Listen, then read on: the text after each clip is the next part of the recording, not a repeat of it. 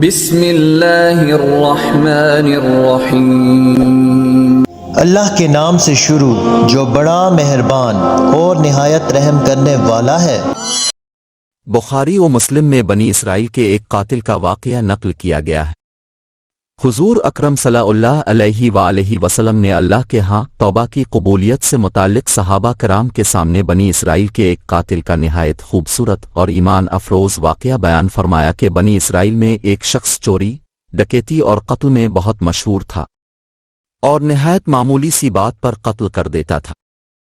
ہوتے ہوتے اس کے ہاتھ سے 99 افراد کا قتل ہو چکا۔ اس کے بعد اس کے دل میں احساس پیدا ہوا کہ مجھے بھی تو اللہ کے ہاں جانا ہے۔ چنانچہ یہ فکر بڑھتا رہا اور لوگوں سے معلومات کرتے ہوئے سرگردہ پھرنے لگا کہ کیا میری توبہ قبول ہو سکتی ہے یا نہیں۔ کسی عالم شخص سے ملاقات کی فکر ہوئی کہ معلوم کیا جائے کہ ایسے شخص کی توبہ قبول ہو سکتی ہے یا نہیں۔ اسی حوالے سے لوگوں نے ایک عابد شخص کے پاس جانے کا مشورہ دیا۔ اس شخص نے اس کے پاس جا کر مسئلہ معلوم کیا، کیا میری توبہ قبول ہو سکتی ہے اور کیا میری مغفرت ہو سکتی ہے، جبکہ میں نے 99 انسانوں کی جان ماری ہے۔ تو اس عابد شخص کو اس مسئلے کے بارے میں زیادہ معلوم نہیں تھا، تو اس نے اپنی عقل سے قیاس آرائی کی کہ جو آدمی 99 انسانوں کی جان مار سکتا ہے، اس کو مغفرت کہاں سے ہوگی؟ چنانچہ اس نے کہہ دیا کہ تیری توبہ قبول نہیں ہوگی۔ تو اس شخص نے غصے اور جلال میں آ کر اس کو بھی قتل کر کے 100 کا ہندسہ مکمل کر دیا کہ جب میری توبہ قبول نہیں ہونی تو تجھے بھی ختم کر کے 100 پورے کر دیتا ہوں۔ چنانچہ اس نے 100 کا ہندسہ مکمل کر دیا، مگر اس کے دل میں پھر بھی یہ خیال تھا کہ میری مغفرت کی کوئی نہ کوئی شکل ضرور موجود ہوگی۔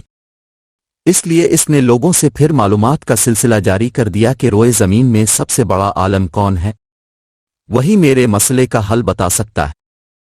آخر لوگوں نے اس کو بتلایا کہ فلاں جگہ ایک عالم رہتا ہے، اس سے جا کے معلوم کرو۔ چنانچہ اس نے اس عالم صاحب کے پاس جا کر اپنی زندگی کی ساری کارگزاری سنائی اور 100 آدمیوں کو کس طرح سے قتل کیا، سارا کارنامہ سنا دیا۔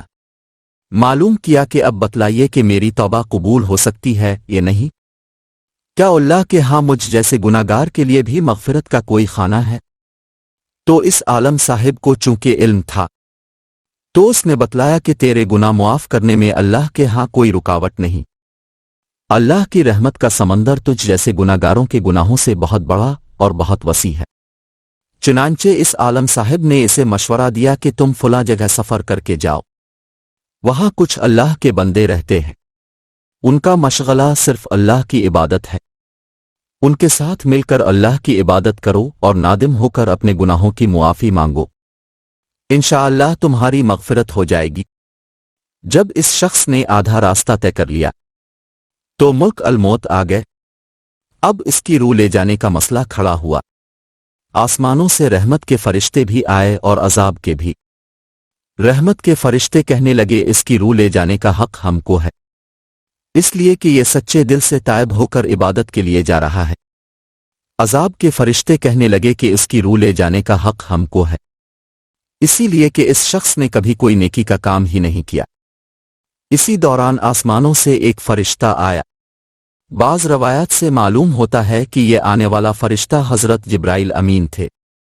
چنانچہ اس فرشتے نے تشریف لا کر ان دونوں طرح کے فرشتوں کے درمیان یہ فیصلہ کیا کہ دونوں طرف کی مسافت ناپ کر کے دیکھ لو، جہاں سے آ رہا ہے اس کی مسافت قریب ہے یا جہاں جا رہا ہے وہاں کی مسافت، لہذا جہاں کی مسافت قریب ہو اس شخص کو وہاں والوں میں شمار کر دیا جائے۔ چنانچہ دونوں طرف کی زمین ناپ کر دیکھی گئی تو جہاں جا رہا تھا وہاں کی مسافت جہاں سے آ رہا تھا اس کے مقابلے میں صرف ایک بالشت قریب ہے۔ چنانچہ فیصلہ ہوا کہ مقامی مسحت سے مقام عبادت صرف ایک بالشت قریب ہے، اسی لیے رحمت کے فرشتوں کو اس کو لے جانے کا حق حاصل ہوا۔ چنانچہ اللہ تعالیٰ کی طرف سے اس کی مغفرت کا اعلان ہو گیا۔ ایک روایت میں آتا ہے کہ قتادہ رضی اللہ تعالیٰ عنہ فرماتے ہیں کہ حسن رضی اللہ تعالیٰ عنہ نے فرمایا کہ ہم سے یہ ذکر کیا گیا ہے کہ اس شخص کے پاس جب ملک الموت آیا تو وہ شخص سینے کے بل اس سرزمین کی طرف گھسٹتا چلا گیا۔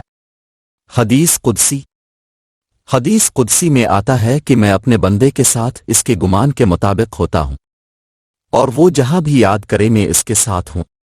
باخدا اللہ تعالیٰ اپنے بندے کی توبہ سے اس سے زیادہ خوش ہوتا ہے جتنی خوشی تم میں سے کسی ایسے شخص کو ہوتی ہے جس کا جانور بیابان میں گم ہو کر پھر اسے مل جائے۔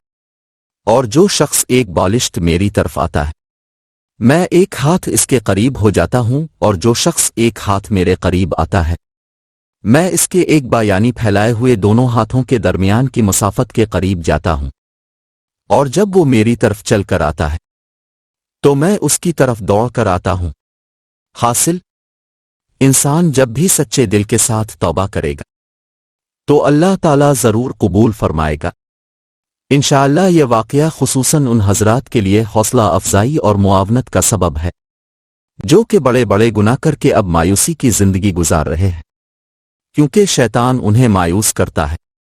بہرحال گناہگار کو شیطان کی باتوں میں آ کر مایوس نہیں ہونا چاہیے، بلکہ اللہ کی رحمت سے اچھی امید رکھ کر سچی توبہ کے ذریعے اپنے آپ کو پاک و صاف کر لینا چاہیے۔ اللہ تعالی ہم سب کو عمل کرنے کی توفیق عطا فرمائے۔ ہماری یہ ویڈیو آپ کو اچھی لگی ہو تو چینل کو سبسکرائب کریں، لائک کریں، کمنٹ کریں اور اپنے دوستوں میں شیئر کریں۔ ملتے ہیں نئی ویڈیو میں، تب تک کے لیے اللہ حافظ۔